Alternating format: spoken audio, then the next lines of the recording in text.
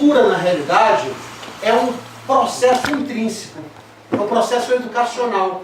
Então muita gente fala autocura, autocura, autocura, como se fosse um local ou uma determinada metodologia que você vai no local e aí você exerce aquela metodologia e você vai ficar curado. E não é isso. A autocura depende do quê? Da palavra educação, reeducação. Então, nós somos seres que necessitamos de reflexão para que nós possamos entender de fato, né, o que nós viemos fazer aqui. A relação entre o agir no mundo e o criar karma é muito grande, porque nós falamos, pensamos e agimos fora da consonância da vontade de Deus. Então tudo que na realidade gera doença para nós são fatos que nós mesmos produzimos. Porque toda vez que a gente fala, toda vez que a gente age, toda vez que a gente pensa fora do contexto das leis, né, sagradas, das leis que nós conhecemos como divinas, na realidade nós estamos criando karma para nós. E o karma é uma relação de causa e efeito. Tudo que nós fazemos tem as devidas consequências. Então isso, como é um processo, gera o quê? A consequência da doença. Então a doença nada mais é do que uma consequência kármica de uma ação no mundo equivocada, através de palavras, atitudes e pensamentos. São essas maneiras que a gente age no mundo. Então toda vez que a gente faz alguma coisa que na realidade não está em consonância com as leis divinas, na realidade nós estamos muitas vezes passando à frente da vontade do Pai e colocando a nossa vontade, né, do nosso ego, como prioridade, nós estamos criando karma. Né? Por isso que Jesus, com muita propriedade, dizia: eu e o Pai somos um. Eu ajo e Ele age em mim. Por quê? Porque não tinha vontade de Jesus, tinha vontade do Pai. Ele externava a vontade do Pai. Então, esse processo de autocura, ele inicia o quê? Num olhar interno. Ninguém vai fazer autocura ou vai conseguir chegar na autocura sem se olhar, sem se autoconhecer. Então o autodescobrimento, o autoconhecimento sobre você mesmo, sobre quem é você, as dificuldades que você passa nessa vida, na realidade foram dificuldades que você sucumbiu em vidas passadas. Não existe nenhuma prova nesse momento que você esteja passando que na realidade já não se apresentou na tua esfera psíquica em vidas passadas. Né? Então você continua ainda fazendo o quê? O looping mental. Porque quando nós plasmamos o nosso corpo perispiritual, nós doamos as informações que tem no campo mental. Então a partir do momento que essas informações vão plasmar, né, o teu corpo espiritual, e esse corpo espiritual, ele tem o quê? Um processamento de informação, que é o que a gente conhece aqui na medicina como genoma. Então essa codificação de informações que vai para o gene, né, que vai estar lá na composição do DNA, ela vem de onde? Do campo mental. Então você não pode plasmar, você não pode projetar uma coisa que você não é. Então se você teve uma sequela de pulmão, porque você fumou muito, né, durante muitos anos e desencarnou aí com um problema pulmonar, quando você for plasmar o seu novo corpo espiritual, aquela informação está no campo mental. Então você vai voltar o quê? Com efizema pulmonar, vai voltar com uma asma, vai voltar com uma dificuldade, com uma bronquite acentuada. Então não tem como. Então, como diria os espíritos no céu e inferno, a Kardec, não tem um centil que deixe de ser prestado conta. Nenhum centil vai passar em branco. Então nós somos seres que temos a eterna responsabilidade pelos atos que cometemos, pelas palavras que saem da nossa boca e pelo que pensamos. Tudo que agimos, tudo que fazemos nesse mundo, na realidade tem consequências. E somos nós que escolhemos. Então, a gente tem visto que esse processo aí, na realidade, vai depender o quê? Do processo educativo, ex nocere, tirar de dentro e fazer uma nova condição. Então você não tira, a gente vem acentuando isso, você não tira uma pessoa que é agressiva, né, e se coloca extremamente, vamos dizer assim, antissocial na sociedade, você simplesmente tira essa violência dela e fala assim: ah não, você tem que, na realidade, tentar se controlar. Aí pior, vai dar remédios, né? Às vezes até tarja preta para tentar fazer esse controle. E não é nada disso. Você tem que aprender a usar a palavra educação na prática. Você vai tirar essa energia de agressividade e vai canalizá-la para outra coisa. Vai fazer outra coisa. Vai fazer né, um judô, jiu-jitsu, um karatê, vai praticar esporte. Então parece que a gente ainda não entendeu. Né? Quando a gente tenta tampar uma panela de pressão, simplesmente com uma tampa, um pires, tem uma hora que vai explodir, não tem jeito. Você não pega aquela pressão que está presente ali, simplesmente tenta sufocar ela. Você sufoca durante um tempo. Daqui a pouco ela explode. Né? Então todas as nossas mazelas, elas têm que ser o quê? Trazidas à luz dos olhos. A gente tem que olhar frente a frente para a mazela, né, que são as chamadas sombras. Então todo esse processo de autocura, na realidade, é um processo reeducativo.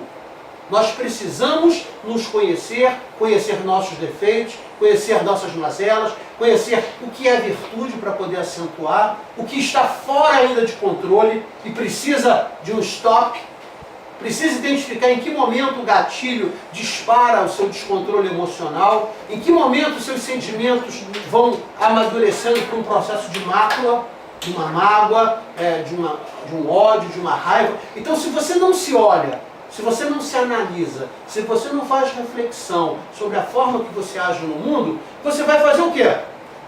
Vai repetir. É o dia a dia. Ah, não dá tempo, você trabalha pra caramba, depois chega em casa, está cansado, aí vê televisão, não sei o que, no dia seguinte acorda, você não muda nada.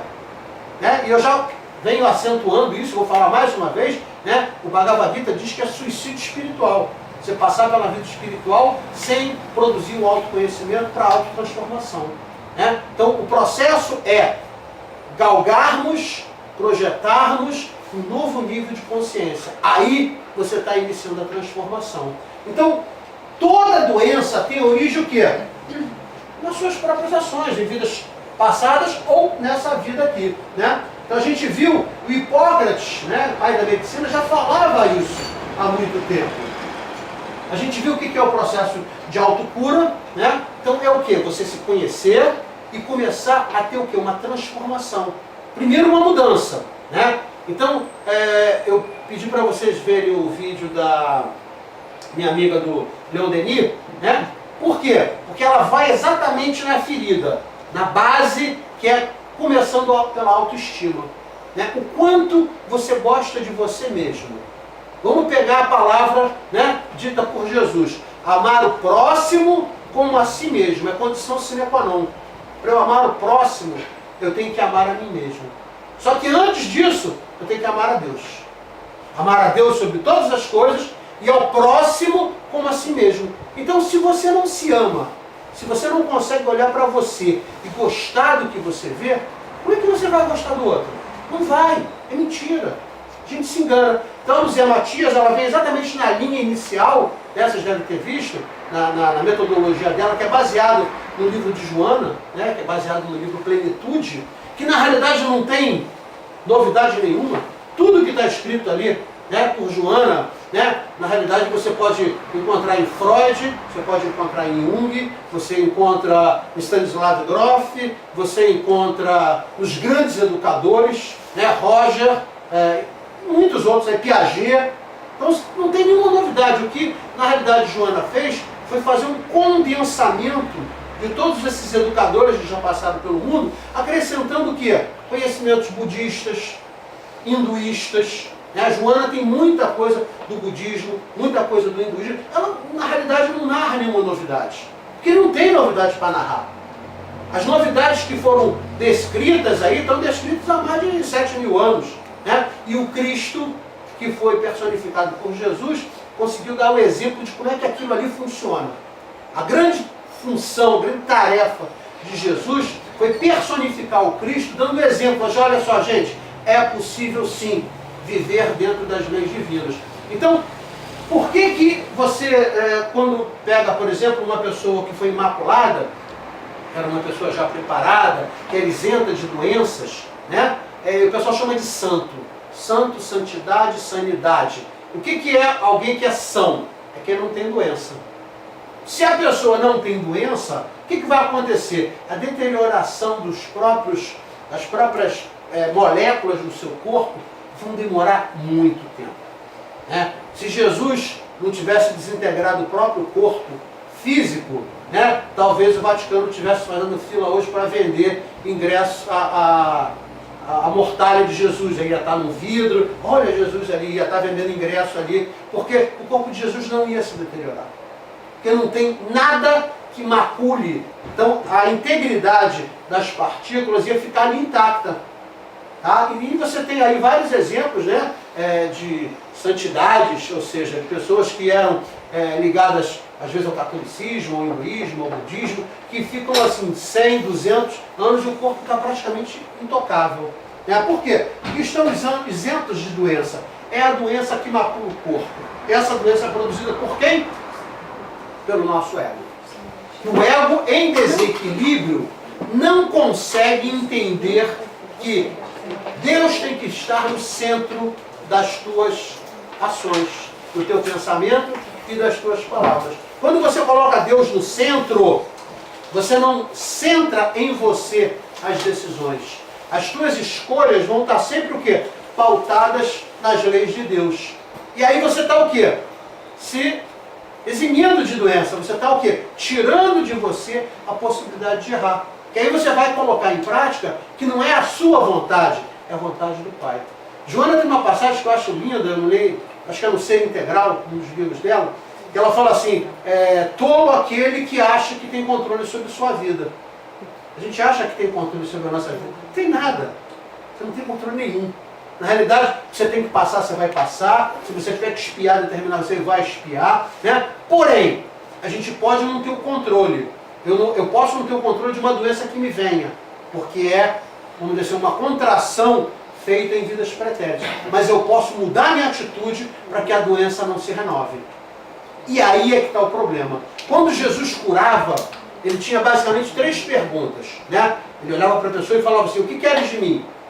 E aí a pessoa, poxa Jesus, eu queria que você me curasse. Aí ele procura Jesus. Segunda, crê que eu possa te curar? Não, eu acredito. Tá, fazia o processo de cura e fala, vá e não peques mais. Porque o que a gente faz? A gente quer a cura, a gente quer a autocura, a gente quer ficar bom das doenças. Mas a gente esquece de entender que para que eu fique bom da doença, eu não posso mais repetir o que me levou à doença. E aí vem o auto-engano. O que é o auto-engano? É eu mascarar. É eu fingir que não sei qual é o meu problema. É eu não estar disposto a exacerbar a minha sombra. Então, esse é o problema da humanidade. Né? Como diria Jesus, né? Hipócritas. Hipócritas, né? Ele chamava os fariseus de quê? De caiado, como é que é? Túmulos por fora bonito e por dentro podre, né? Eu esqueci aqui a citação. Mas assim, nós somos fariseus modernos. Né? Os fariseus andavam com o rolinho da Torá pendurada no cachinho do cabelo. Né? Então tem muitas pessoas que externam, né, falam para todo mundo que fazem caridade, que fazem isso, que fazem aquilo, e vivem enfiados em centro espírita, ou na igreja, onde for. Não adianta fazer isso.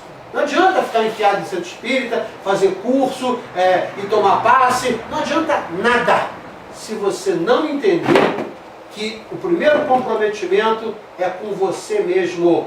É você domar as suas más inclinações. E essa é uma pegadinha que os espíritas já vêm caindo há muito tempo. Né? Eles acham que fazendo caridade para o próximo, e ajudando, indo para o centro espírita, e não sei o que, assistindo palestra, vendo água fluidificada, tomando passe, que aí vai estar resolvido o problema. Não vai. É auto-engano. Porque o que Jesus nos simplificou, o que Deus espera de nós, é a nossa autotransformação. É a gente passar para um nível de consciência superior, que a gente não repita mais os erros que cometemos em vidas pretéritas. Daí vem a palavra arrependimento. Arrepender ou pender. Eu nego repetir a minha tendência. Porque você vem geneticamente codificado para repetir aquilo. E se você não fizer nada, você vai repetir. Aí você repete, aí você cai na roda de Sansara. que é a roda kármica. Né? Então, ou a gente começa a entender a necessidade da batalha diária, né?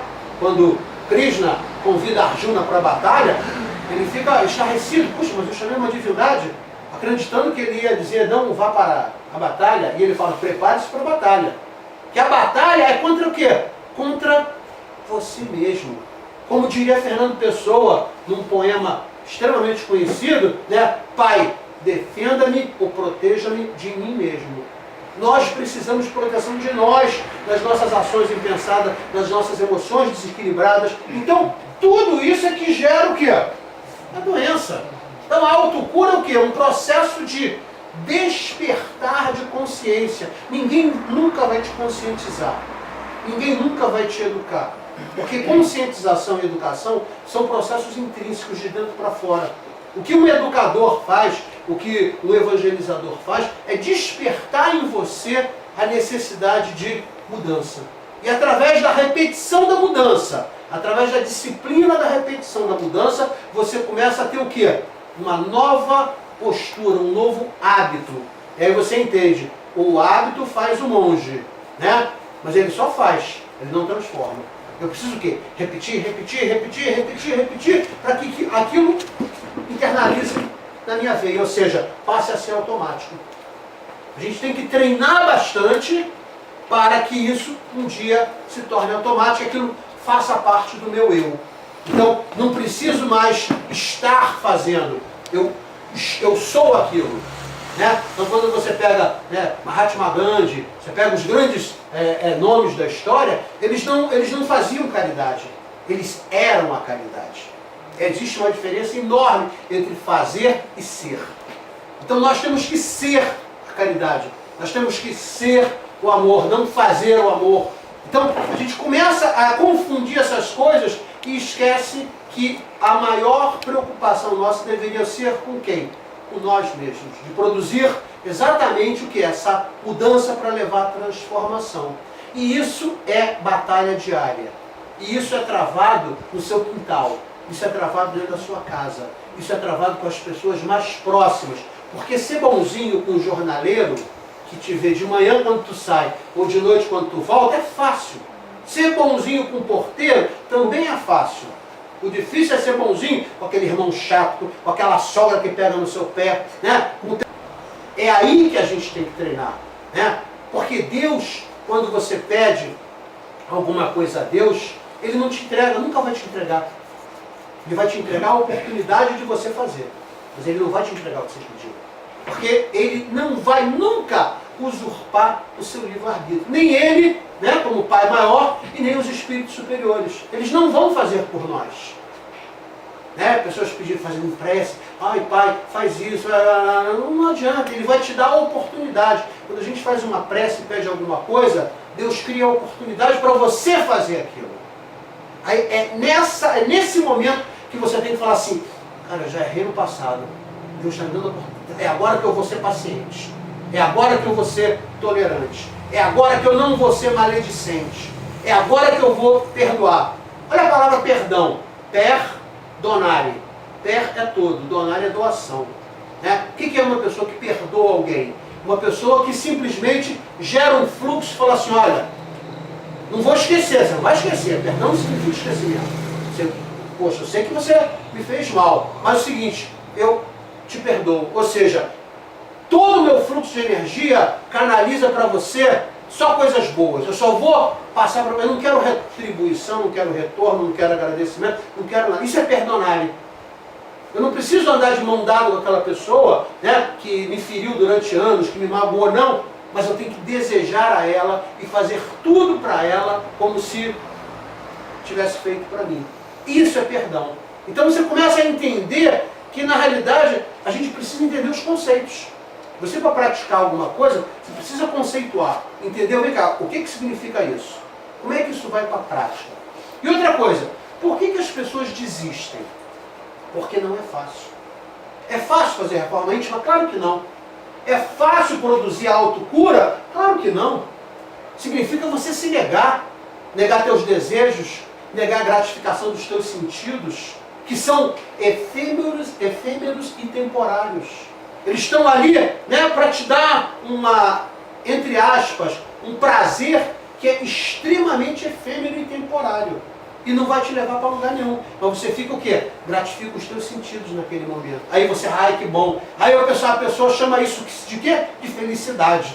Fala assim, meu Deus do céu. Eles não entenderam o que é felicidade.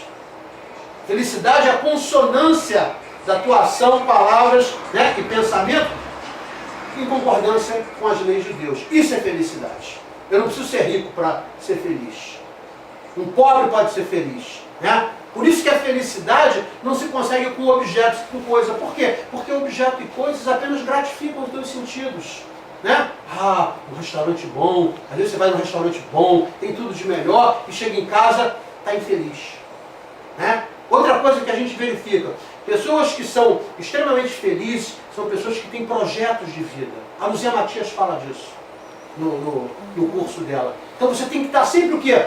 Buscando a realização de alguma coisa, né? Seja pessoal, né? Para você, não, olha só, até o final do ano, a pessoa pensa assim, ó, não, eu estou com um projeto, o quê? Eu quero trocar de carro. Aí eu fiquei sabendo lá no curso lá da Reformante, o meu projeto agora eu quero um carro 2018 já. Olha aí, Bechara, já estou com o meu projeto. Comprar uma BMW 2018. É o meu projeto. Aí, estou na Reforma Índia. Não é nada disso. A tua busca está na tua transformação.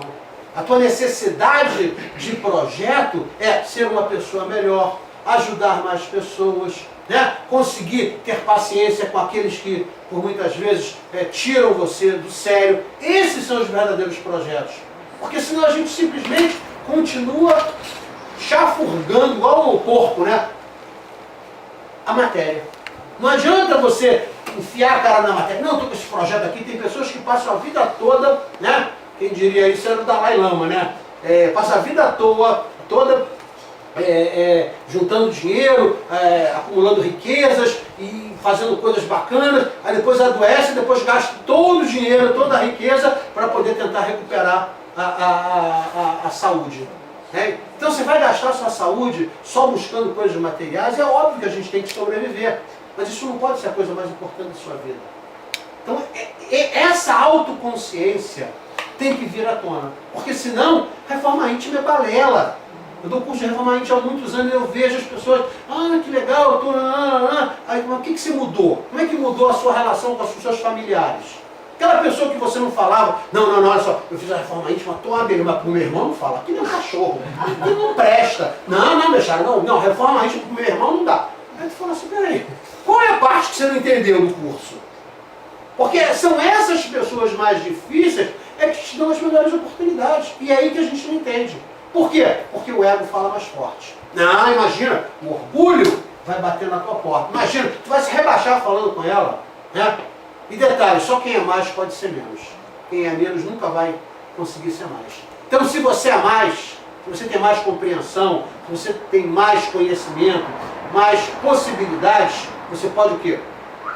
Baixar o teu fluxo para poder lidar com aquele outro que é talvez um pouco mais ignorante, ou muito ignorante.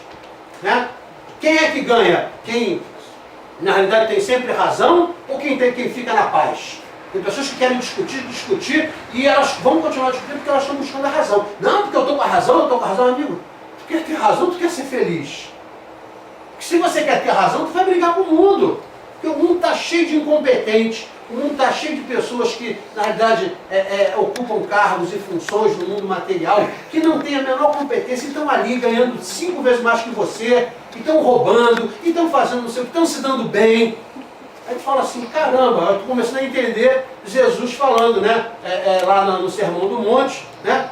Bem-aventurado aqueles que buscam as coisas do Espírito, bem-aventurados os pobres pelo Espírito. Porque as pessoas que buscam as coisas do Espírito, elas não estão preocupadas em acumular tesouros na terra onde as traças, né, possam te corroer. Porque os verdadeiros tesouros é o quê? A amizade, a fraternidade, é ajudar o próximo. Mas as pessoas não entendem. Bechara, pelo amor de Deus, isso é balela, isso aí é piegas. Né? É assim. Né? Quando você é bonzinho, quando você é uma pessoa compreensiva, o pessoal fala que você é trouxa. Né? Jesus era chamado pelos zelotes de quê? Esse cara não tem sangue. Os zelotes se referiam a Jesus como frouxo. Né? Como é é que pode? O romano vem, faz o que quer com ele e ele não reage. Porque só reage aquele que se nivela ao nível da provocação. Você, para reagir, você foi provocado, foi estimulado, foi excitado a fazer alguma coisa, né? Então a reação é o quê? É, na realidade, uma incapacidade da sua inteligência de ler o que está acontecendo, né? Se você vai no manicômio, vamos imaginar, a gente vai no manicômio, aí chega lá o doente mental e fala assim para você, feio, começa a xingar, né? Aí o que tu vai fazer? Né? Imaginou o doente te xingando, tu, tua mãe, vem que eu vou te pegar. Não faz isso, bora pra pensar. Não, né? Tu vai pensar o quê? Não, ele é um doente, coitado. A pessoa que te agride, a pessoa que grita com você, a pessoa que te ofende, a pessoa que te trata mal, está manifestando uma doença. Por que eu vou brigar com ela? Você não faz isso no manicômio. Ou faz? Né? O doente, tio, vem cá que eu vou te pegar. Sai correndo atrás do doente. Não vai fazer isso. Né? Aí você começa a pensar, puxa vida, eu não estava vendo por essa ótica. Então, para os zelotes, por exemplo, Jesus era um frouxo. Como é que pode? Os caras batem nele e ele não reage. Né? E Jesus reagia, entre aspas, ele agia. Como? Né? Mostrando, pelo silêncio, às vezes, a ignorância dele. Quando Pôncio Pilatos pergunta, mas o que é a verdade? Jesus olha para ele, para o fundo dos olhos dele, e fala assim, eu não vou conseguir explicar o que é a verdade para esse cara. E baixou a cabeça. Como é que Jesus está respondendo a ele naquele momento? Que você só encontra a verdade quando você silencia. Você não vai encontrar a verdade num livro, num curso.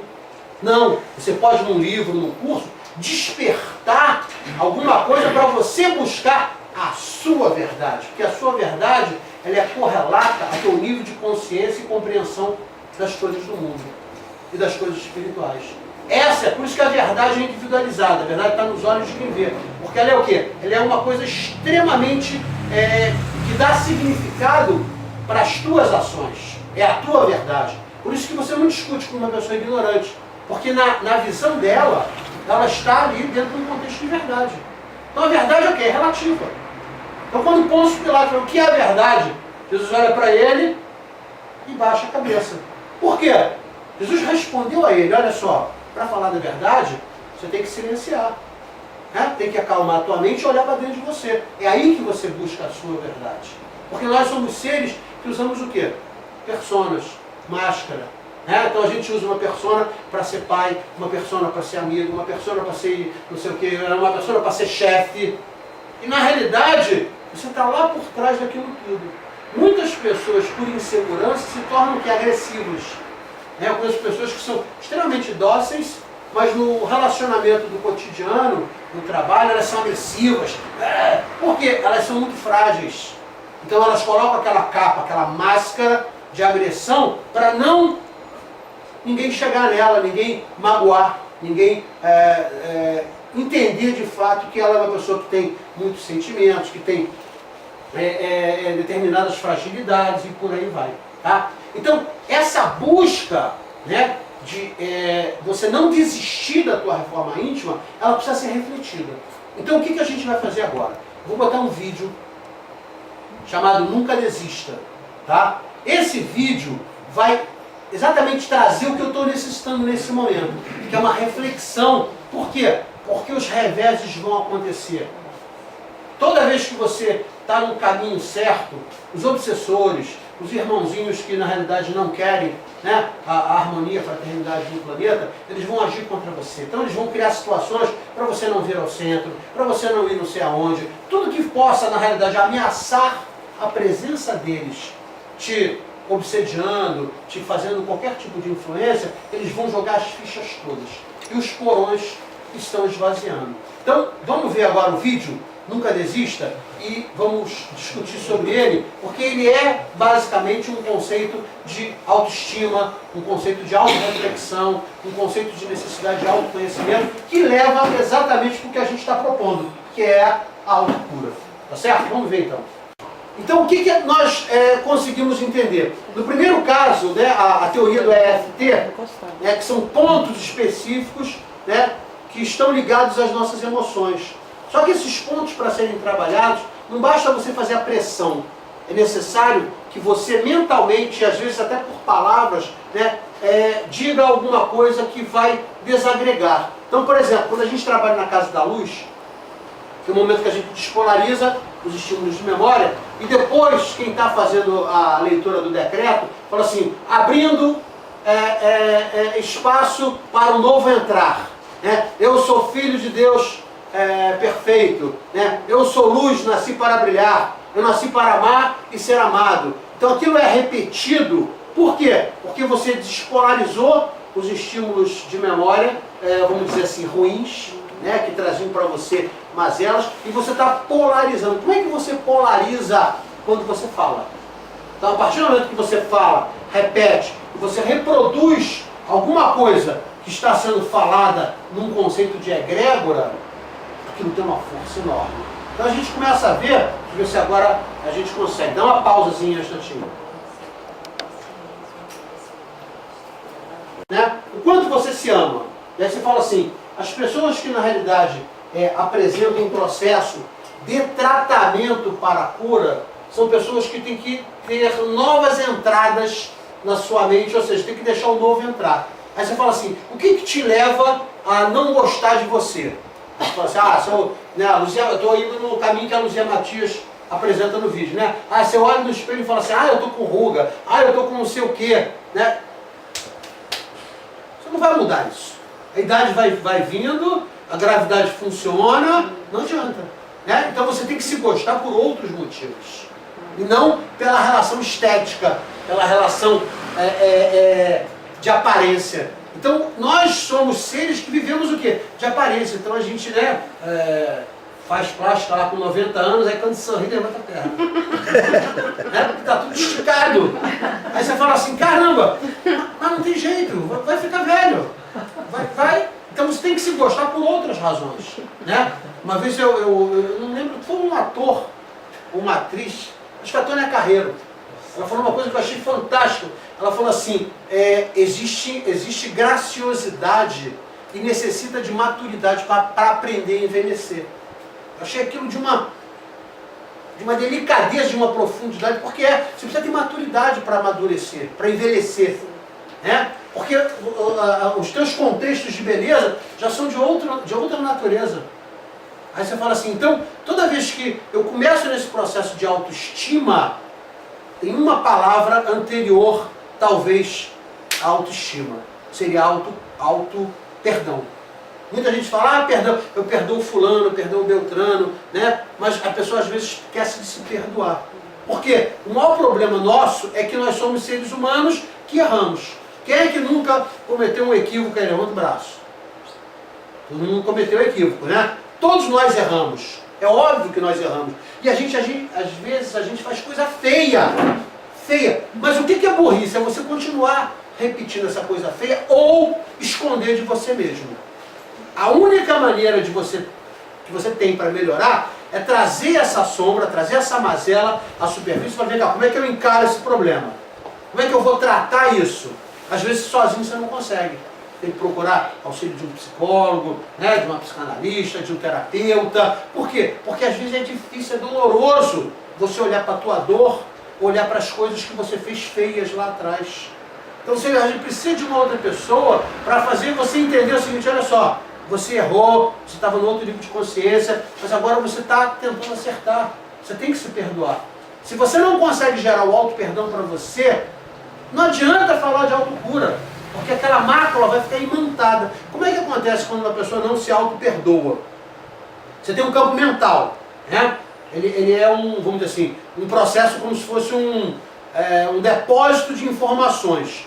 Quando você abre a possibilidade do auto-perdão, você joga fluidez nesses locais. E você vai fazendo o quê? Jogando para fora, jogando para fora. À medida em que você vai tendo convicção e autoestima que você está melhorando, aquilo vai o quê? Despolarizando, despolarizando. Então a única maneira que você tem de iniciar o processo de autocura é fazer o quê? Iniciar com o auto-perdão.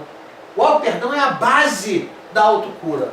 Por quê? Às vezes você perdoa o outro, mas você não se perdoa. Tem pessoas que, né, passam a vida, já no final da vida falam assim, não, eu não me perdoo por isso. Meu Deus do céu, você vai passar maus bocados. O bicho travou de tal maneira que não entra mais nada. Vamos tentar entrar aqui. Então você começa a ver que na realidade o auto-perdão é a base estrutural da autocura. E você fala assim, o que é o processo de cura? É a isenção da doença. O que me gera doença? Minhas palavras, minhas atitudes e os meus pensamentos equivocados. Então a partir do momento que eu me auto-perdoo e a partir desse momento que eu trago fluidez para o meu campo mental, aí eu tenho que o quê? Começar a me alimentar das coisas do cotidiano, que é o que? A autoestima. Então a autoestima é o retroalimento necessário para processar uma nova realidade para você.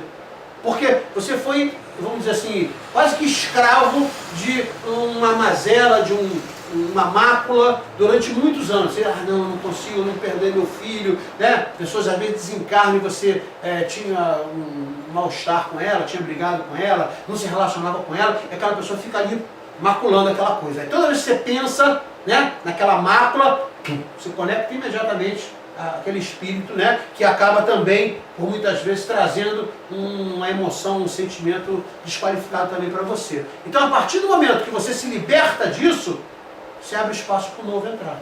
Você fala assim, peraí, mas na Casa da Luz, o último, depois que a gente despolariza, o último nível de polarização é abrindo espaço para o novo entrar. Porque senão você vai repetir uma historinha, né, de um mestre que sabia muito e ele foi procurar um grande sábio. E ao chegar junto a esse grande sábio, né, ele mostrou lá que ele, né, tinha muito conhecimento e gostaria de conversar com você. O sábio olhou para ele assim e viu a arrogância dele, né, que ele tinha muito conhecimento e tal. Ele tá. Aí ele começou a falar, e o sábio só olhando. E ele falava, para fazer uma pergunta ele deu quase que uma explicação, né, de uma tese.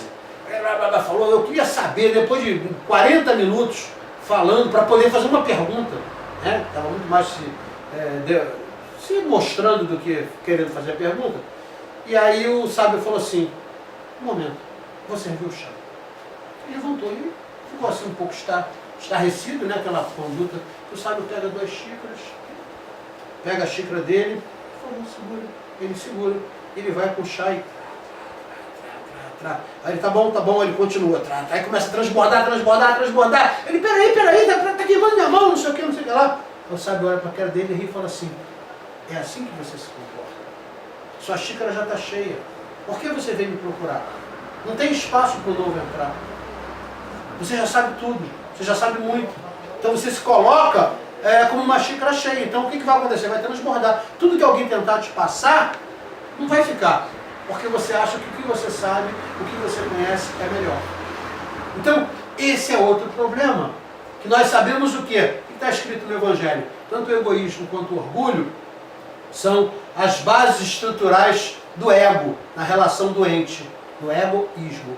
Tanto, né, o orgulho, quanto a vaidade, quanto o egoísmo, na realidade eles são o quê? O centro das tuas ações, do primeiro eu, o segundo eu, o terceiro eu também. Então quando você se coloca assim, você não abre espaço para o novo entrar. E se você não abre espaço para o novo entrar, você não muda. Porque as informações que você vai processar são aquelas informações que você já tem. Você tem convicção. Tem pessoas que vão para um local e falam assim, eu sei que eu não vou aprender nada, mas eu vou lá, não custa nada, tal. Pessoas se posicionam dessa maneira. Aí você fala assim, amigo, qual a parte você não entendeu? Você aprende nem que seja como não fazer, a gente está sempre aprendendo. Quando a gente nega o aprendizado, né, o que você está negando? Liberdade.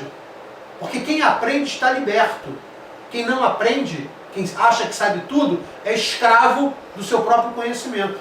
Né? Por isso que Newton dizia que nós sabemos é uma gota, que desconhecemos é o oceano. Porque na realidade a gente não sabe tudo. Eu costumo dizer assim, tem uma metáfora muito interessante sobre essa coisa da vaidade, do orgulho, né? Que é como se nós estivéssemos num centro onde tivesse milhões de portas.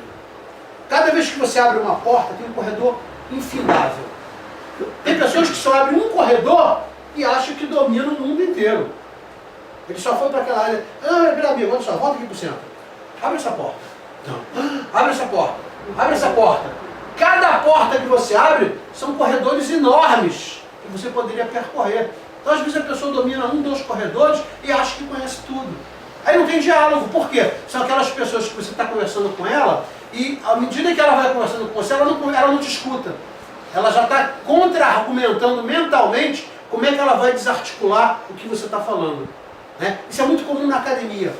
Né? As pessoas com nível de formação muito bom, tal, todo mundo se acha melhor, todo mundo se acha o bam. Então, quando você vai para uma discussão acadêmica, é a coisa mais nojenta que tem. E todo mundo se acha. Né? E aí eu posso dizer isso de carteirinha porque eu tenho vida acadêmica, tenho formação acadêmica dentro desse contexto, e você olha assim, todo mundo quer ser o melhor, todo mundo quer ter razão. Né? E aí o cara abriu só um corredorzinho lá e achou que ali é a realidade do mundo. Então você começa a ver que tudo isso vai te levando ao que é a doença. Então o processo da doença nada mais é do que as tuas ações equivocadas em relação ao mundo, em relação ao próximo, em relação a você mesmo. Por isso que a autocura começa com o auto-perdão. Você tem que se perdoar, você tem que olhar para você e falar assim, ó, eu sou um sujeito falível, eu não sou o mais bonito do mundo, toda vez que você acha que é muito bom, vai vir alguém melhor do que você. É a natureza, é natural. Então a gente tem que começar a entender quem somos e valorizar o que você tem. A autocura é um processo disso tudo. Chara, estamos falando da autocura ligado a estresse, ligado à parte emocional. E quando o processo é de doença? Um câncer, né? Uma diabetes, uma coisa assim kármica. Como é que eu lido com esse processo? A autocura é para a alma, não é para o corpo. Aí você fala assim, peraí, você está querendo me dizer que você pode até desencarnar com aquela mazela que você está produzindo, né? Que você, na realidade, está sofrendo a consequência. Mas o que interessa para nós é a autocura da alma. E quando você liberta-se do corpo, o corpo físico fica, a alma sai leve. O pior é aqueles que falecem ou desencarnam com uma doença corpórea, doença física, e saem do corpo totalmente doentes. Esse precisa de muito amparo. Então, qual é a nossa função aqui? Produzir a autocura da alma. Concilia-te com o teu adversário enquanto caminham juntos. Ou seja, faz as pazes com o teu inimigo enquanto você está encarnado com ele. Que depois que desencarnar, amigo, é mais difícil. Que aquilo vai gerar mácula. Aquilo vai gerar problemas de doença para você. Se você olhar, né, isso é uma narrativa que está no livro do Linguagem de Deus, do Collins, que foi diretor do projeto Genoma. Ele diz que não é estatisticamente ainda comprovado, existe sim algumas amostras que levam para esse resultado. Que as pessoas que têm Alzheimer, que têm Parkinson e câncer, são pessoas que não souberam lidar com o perdão, não souberam lidar com os processos de mácula, de mágoa em relação ao próximo, ressentimentos. O histórico dessas pessoas mostra isso. Então chega em determinado momento, ela manifesta aquela doença que na verdade é uma consequência de uma coisa que ela não soube lidar. Ou seja, o que é uma mácula de ódio, de não compreensão, de intolerância? Uma coisa densa. Aquilo vai o quê? Vai, né, começar no seu chakra, vai ficar impregnado, da impregnação do chakra vai para a glândula, né, endócrina, se for o caso cardíaco, mágoa, por exemplo, vai macular o quê? O teu timo, né, e posteriormente vai macular o teu plexo nervoso correspondente. Aí você fala assim, o timo quando é maculado, o que ele faz? Ele diminui de tamanho. Diminuindo de tamanho, o que ele faz? Ele deixa de produzir uma quantidade necessária as timosinas, que são as T8, que na realidade talvez seja o batalhão de operações especiais do sistema imunológico. Né? Então você deixa de ter uma resistência orgânica, você tem uma baixa de imunidade. E aí você começa o quê? A manifestar possibilidade de vírus, bactérias terem uma entrada mais forte no teu organismo. Aí você fala assim, caramba, isso começou o quê? Com estresse, com uma não compreensão, com uma intolerância, com uma mágoa. Então, a autocura precisa olhar para esses locais aí escuros e fala assim, peraí, eu sinto isso ainda em relação a essa pessoa, eu tenho que tirar isso de dentro de mim. Porque se você não tirar, não adianta você fazer reforma íntima, autocura, né? Se você continua com as mágoas, com as máculas, com os relacionamentos mal resolvidos, com um monte de pessoa que cercou a tua vida. Aí você fala assim, por quê? Você está adiando. Você está criando karma e adiando isso para uma próxima vida. Só que tem a consequência, que é a doença. Você vai voltar com uma doença manifesta no corpo físico, porque sai do campo mental para o corpo espiritual, chega no duplo etéreo e se enraiza no corpo físico. Então, você não vai se livrar disso. Ou então, como diria Joanas, né, Joana de Ângeles, ou você aprende pelo amor, puxa vida, peraí, eu vou perdoar essa pessoa, eu vou procurar ela, né, eu vou jogar minha vaidade fora, eu vou fazer as pazes com ela. Ah, mas ela não quer fazer as pazes, não interessa. Se você está se propondo a fazer as pazes, mas o outro não quer, o problema já não é mais seu. Você fez toda a sua parte. Se o outro não quiser, ele é que está comprando o problema para ele. Então a gente tem que fazer a nossa parte. Aí você fala assim, não, eu consegui fazer isso. E agora? E agora, parece que você está leve, né? Quantos de nós já não sentimos essa sensação assim, você discute com a pessoa, daqui a pouco você faz as pazes com ela, parece que ficou leve. E ficou.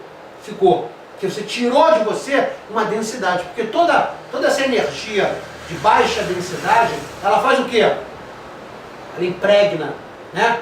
Você pega um átomo, 99,9% do átomo é o que? Espaço. Nesse espaço tem o que? Fluido vital, prana. E você macula o prana, você macula esse fluido vital com as suas emoções, com a irradiação dos plasmas que você cria com o pensamento. Então você macula ele, o que você faz? Você condensa, aí você aperta. É por isso que você vê, ai puto, parece que meu coração está apertado. Não, o timo que maculou toda essa energia, o que ele faz? Concentra. E aí, concentrando, ele não tem fluidez para produzir exatamente os anticorpos e as timozinas necessárias, que são as T8, para você ter um sistema imunológico melhor. Duas pessoas já me fazer pergunta. Quem era o primeiro? Você era um? Pode falar. Uma coisa sobre a qual você está falando agora, que são as relações, né? A gente tem, todos nós, acredito eu, temos relações com as quais nós não temos identidade. São pessoas próximas, nós pensamos diferentes, temos outros valores, nós somos pessoas próximas, né? Ora, o que eu vou fazer? Se essas pessoas pensam diferente de mim, se tem outros valores, tem outras ideias sobre a vida, eu não preciso me aproximar para pedir perdão, ou para perdoar, ou para isso, para aquilo. Simplesmente convivo, não é? Nessa condição, e cada um. Mas vamos lembrar o que é a palavra perdão. Perdonar, toda doação. Ele pode não concordar com você, ter uma educação diferente, uma cultura diferente, uma forma de pensar diferente. Independendo disso, você não gosta dele. Ou tipo assim, não é uma pessoa, o cara vai escutar uma música que eu não gosto. Ele vai num ambiente que eu não gosto. Ele tem um tipo de hábito, ou faz uma frequência num determinado local, que eu tenho pavor. Você não precisa andar de mão dada com ele. Você não precisa gostar dele. Mas você precisa amar. O que é amar? Sentido ágape. É você passar a ele toda a energia que você gostaria que chegasse em você.